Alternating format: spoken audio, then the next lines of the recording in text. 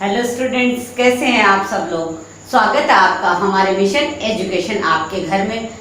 हम पढ़ रहे हैं भारतीय लोकतंत्र के समक्ष चुनौतियां, और भारतीय लोकतंत्र के समक्ष या कहें कि पूरे भारत देश के सामने जो सबसे बड़ी चुनौती है उसके बारे में आज हम पढ़ेंगे, और वो है भ्रष्टाचार। जैसे आतंकवाद वैश्विक समस्या है, वैसी ही भारत के लिए भ्रष्टाचार भी ऊपर से लेकर नीचे तक।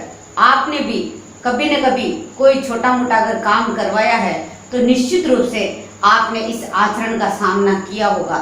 हमारा काम खुद का निकलता है तो वो अच्छा लगता है, और कोई और व्यक्ति अगर उस तरीके से काम निकालता है तो हम ये कह देते हैं कि ये भ्रष्टाचार है।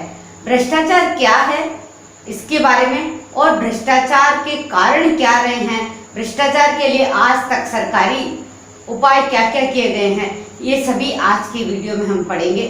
भ्रष्टाचार का अर्थ है भ्रष्ट आचरण, यानी जो सामाजिक रूप से अपेक्षित व्यवहार प्रतिमान है, उनको व्यवहार और प्रतिमानों से जो कुछ हटकर है, सामाजिक रूप के जो भी निर्धारित आचरण है उससे हटकर जो व्यवहार किया जाता है उसे कहते हैं भ्रष्टाचार। इसका संधि विच्छेद आप कर लीजिए, भ्रष्ट प्लस आचार, यानी भ्रष्ट आचरण करने वाला भ्रष्टाचारी। भ्रष्टाचार शब्द अंग्रेजी में हम उसको करप्शन कहते हैं। अब करप्शन शब्द की उत्पत्ति है वो लैटिन भाषा के कर्चर CORRUTUR शब्द से हुई है। इस शब्द की लैटिन भाषा में क्या अर्थ है, तौर तरीकों और नैतिकता में आदर्शों का टूटना। देखिए शब्द की उत्पत्ति ही कहाँ से हो रही है। इस शब्द के जब हम उत्पत्ति का अर्थ देखें तो अर्थ है तौर तरीकों और नैतिकता में आदर्शों को टूटना। जहां आदर्श खत्म होते हैं, जहां नैतिकता खत्म होती है, वहां भ्रष्टाचार शुरू हो जाता है। अब कुछ अच्छे अच्छे विचारकों की परिभाषाएं आपको अपने उत्तर को गरिमामय बहुत शानदार बनाने के लिए लिखनी जरूरी होती है। आपको यहाँ एक परिभाषा बता रहे हैं, 2-3 परिभाषा आपके लिए PDF जो डालेंगे उसमें दी हुई होगी। रॉबर्ट हुक, भ्रष्टाचार में किसी मूर्त या अमूर्त लाभ के लिए, देखिए भ्रष्टाचार है वो प्रत्यक्ष या अप्रत्यक्ष लाभ के लिए किया जाता है। मूर्त या अमूर्त लाभ के लिए किए जाने वाले गैर कानूनी कार्य सम्मिलित होते हैं, यानी जो कुछ गैर कानूनी है, जो नियमानुसार नहीं है, वो भ्रष्टाचार है, ऐसा रॉबर्ट हुक मानते हैं। इसके साथ ही आपको सबसे पहले शाब्दिक अर्थ समझाना है, उसके बाद इस शब्द की उत्पत्ति, और उसके बाद कुछ विचारकों की परिभाषाएं अगर दे दी जाए कि इस विचारक ने ये कहा है, अमुक ने ये कहा है, अमुक ने ये कहा है, और फिर उसके बाद उसका सभी परिभाषाओं को मिलाकर एक निष्कर्ष रूप में उसका अर्थ लिखा जाता है, तो उत्तर है वो प्रभावी बनता है। भ्रष्टाचार का स्वरूप क्या क्या होता है उसके बारे में हम चर्चा करेंगे। लोक पद का दुरुपयोग, प्राय सबसे अधिक जो भ्रष्टाचार किया जाता है, किसी पद पर रहते हुए उस पद के कर्तव्यों को पूरा करने के लिए कोई न कोई गैर कानूनी तरीका अपनाना या प्रत्यक्ष या अप्रत्यक्ष लाभ लेना है, वो भ्रष्टाचार है। गैर कानूनी प्रक्रियाओं का संरक्षण, बहुत सारे गैर कानूनी कार्य होते हैं, जैसे तस्करी करना, जमींदारी, जमीन बंदी करना, जमाखोरी करना, उन सब जो भी गैर कानूनी प्रक्रियाएं हैं उनको संरक्षित किया जाता है अपने शक्तियों और अधिकारों के द्वारा, तो वो भ्रष्टाचार है। सरकारी धन का दुरुपयोग, मान लो किसी सरकारी योजना का पैसा आया है और वो संबंधित तक न पहुंचकर ऊपर ही कहीं न कहीं उसका कमीशन दे दिया जाता है, या मान लो 1 रुपया निम्न तबके के अंत्योदय योजना में लगना है लेकिन वहां जाते जाते 30 पैसा लगता है, तो ये भी सरकारी धन का दुरुपयोग है। भाई भतीजावाद, जैसे मान लो किसी व्यक्ति के पिता मंत्री थे, फिर उसके बाद में उसका पुत्र, फिर उसका पुत्र, इस तरह से सभी को जो परिवार है पारिवारिक लाभ दे दिए जाते हैं, किसी अन्य परिवार को उठने नहीं दिया जाता। इस बारे में हम थोड़ा सा आरक्षण की चर्चा करेंगे कि आरक्षण प्राप्त करने वाले बहुत सारे परिवार हैं, आज वो संपन्न है और उनकी कम से कम 7-7, 8-8 पीढ़ियों ने उसका लाभ ले लिया है, लेकिन वो खुद ही लाभ उठाते जा रहे हैं। अन्य व्यक्ति जो इस लाभ से वंचित है उनको लाभ नहीं दिया जाता है। यही होता है भाई भतीजावाद। तो भाई भतीजावाद भी भ्रष्टाचार का एक बड़ा कारण है। घूसखोरी, किसी भी कार्य को करवाने के बदले एक मोटी रकम दे दी जाती है, उसे कहते हैं घूसखोरी। और ये ऊपर से लेकर नीचे तबके तक सभी कार्यालयों में है, ऐसा होता है। और किसी भी व्यक्ति को जो काम नियमानुसार होना है उस कार्य के लिए भी जब पैसा देना पड़ता है तो वो है घूसखोरी। पैसा लेकर झूठी रिपोर्ट तैयार करना। कई बार हम अखबारों में पढ़ रहते हैं कि फला व्यक्ति ने है अपना आत्महत्या करके अंत कर लिया, लेकिन जब जांच की जाती है उनकी पोस्टमार्टम रिपोर्ट में भी आत्महत्या होती है, लेकिन कई बार उनके लिए समय समय पर समाज के द्वारा सीबीआई मांग के जांच की मांग कर ली जाती है और फिर पता चलता है कि उनका तो किसी ने हत्या की थी। तो पैसा लेकर वहाँ ऊपर से लेकर निम्न स्तर तक वह झूठी रिपोर्ट तैयार की जाती है। ये भी एक भ्रष्टाचार का स्वरूप है। राजनीतिक अपराधियों का संरक्षण। इससे पूर्व वीडियो में हमने राजनीतिक अपराधीकरण के बारे में पढ़ा था। बहुत बड़े बड़े मुकदमे जिनके खिलाफ दायर होते हैं वो व्यक्ति जेल में बंद बैठे चुनाव लड़ते हैं और जीत भी जाते हैं और पद भी प्राप्त कर लेते हैं। ये सब है भ्रष्टाचार के कारण। चुनाव में अपनाए जाने वाले अनैतिक तौर तरीके। प्राय वोट प्राप्त करने के लिए नकदी बांटी जाती है, शराब बांटी जाती है, सामान बांटा जाता है। तो ऐसे तरीकों से जब चुनाव जीता जाता है तो वो व्यक्ति जब उम्मीदवार बन के आते हैं तो वो फिर भ्रष्ट आचरण करते हैं। ये भी भ्रष्टाचार का एक स्वरूप है। अब है कि भ्रष्टाचार का संस्थाकरण क्या है।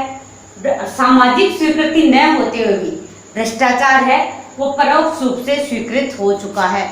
यानी वैसे तो नैतिक दृष्टि से और समाज के मूल्यों की दृष्टि से भ्रष्टाचार है वो एक गलत आचरण है, लेकिन फिर भी प्रत्यक्ष और अप्रत्यक्ष रूप से ये सामाजिक स्वीकृति प्राप्त कर चुका है। हमने पूर्व में समझाया था, जब व्यक्ति का स्वयं का काम होना होता है तो अगर वो पैसा दे के भी काम कराता है तो उसे वो आचरण भ्रष्ट नहीं लगता, लेकिन जब उसी काम के लिए कोई अन्य व्यक्ति है वो गैर कानूनी तरीका अपनाता है तो वो उसे भ्रष्ट आचरण लगता है। भ्रष्टाचार के कुछ रूप है। कमीशन, किसी भी कार्य के लिए कमीशन देना। जैसे मान लो किसी को अपना भवन बनाना है और अपना ब्लूप्रिंट और नक्शा पास करवाने के लिए वो कुछ राशि है वो संबंधित को दे देता है, तो ये कमीशन खोरी। नजराना पेश करना, यानी उनके यहाँ विवाह आदि अवसर पर बड़े बड़े उपहार देना। दस्तूरी, और एक बड़ा चर्चा का शब्द है आजकल सुविधा शुल्क, यानी आपका कोई काम हो रहा है तो उसके लिए कुछ इनाम के रूप में कुछ राशि दी जाती है और ये कहते हैं ये कार्य के बदले सुविधा शुल्क है। तो ये सब है भ्रष्टाचार के संस्थाकरण रूप।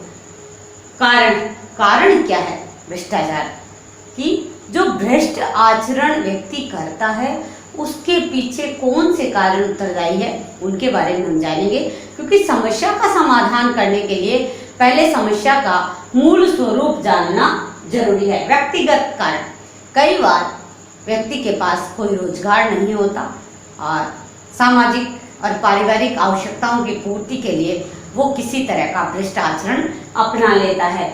संस्कृत का एक दोहा है, भूभिक्षिप्ता किम न करोति पापम, यानी भूखा व्यक्ति कौन सा पाप नहीं करता, कि वो अपने परिवार की रोजी रोटी चलाने के लिए भी कई बार इस तरह के आचरण करते हैं।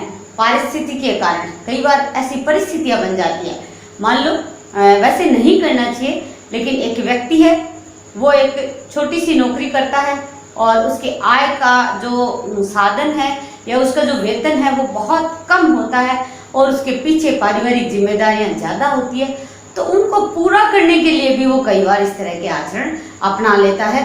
तो इस समस्या का यही समाधान होता है कि प्रत्येक स्तर पर प्रत्येक पद पर पर्याप्त वेतन होना जरूरी है, पर्याप्त सुविधाएं होनी जरूरी है। मान लो कई बार व्यक्तियों की महत्वाकांक्षा होती है कि उसके पास बहुत अच्छी गाड़ी होनी चाहिए, वो किसी पद पर कार्य करता है लेकिन इतना वेतन नहीं मिलता कि वो गाड़ी खरीद सके, तो वो अपनी इस झूठी महत्वाकांक्षा को पूरा करने के लिए भी भ्रष्ट आचरण अपनाता है। ऐतिहासिक कारण, भ्रष्टाचार जन जन में और ऊपर से लेकर नीचे के तबके तक फैला हुआ है, तो इसका मूल कारण कहाँ है? मूल कारण है भारत पर अंग्रेजों का शासन। अंग्रेज जब भारत पर शासन कर रहे थे तो वो हमारी भाषा से परिचित नहीं थे, और हमारे यहाँ हर 10 किलोमीटर में अलग बोली, अलग भाषा है, वो बोली जाती है। तो उस भाषा से परिचित ना होने के कारण वो पूरी बात समझ नहीं पाते थे, तो बीच में वो अनुवादक या बिचौलिए रखते थे कोई भी काम करवाने के लिए। और वहीं से ये जो भ्रष्टाचार की या घूसखोरी की या बिचौलिए एजेंटशिप की जो प्रवृत्ति है वो डेवलप हुई थी, और वहाँ उनको कुछ पैसा दे दिया जाता था क्योंकि वो बिचौलिए होते थे।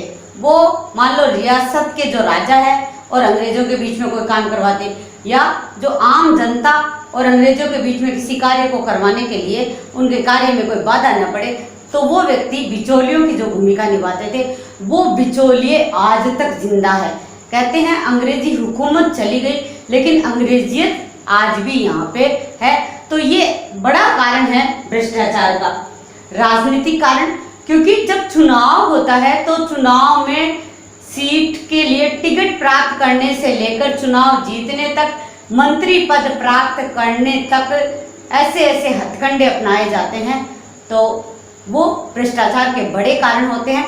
जैसे वर्तमान में राजस्थान सरकार में यही चल रहा है, बार बार ये आता है कि उन विधायकों की खरीद फरोख्त की गई, उन विधायकों की बाड़ेबंदी की गई। तो जहां कानून निर्माण होता है, जहां से देश का, राज्य का शासन चलाया जाता है, जब वहीं भ्रष्ट आचरण किया जाता है तो वो देश, वो राज्य भ्रष्टाचार से मुक्त कैसे हो सकता है?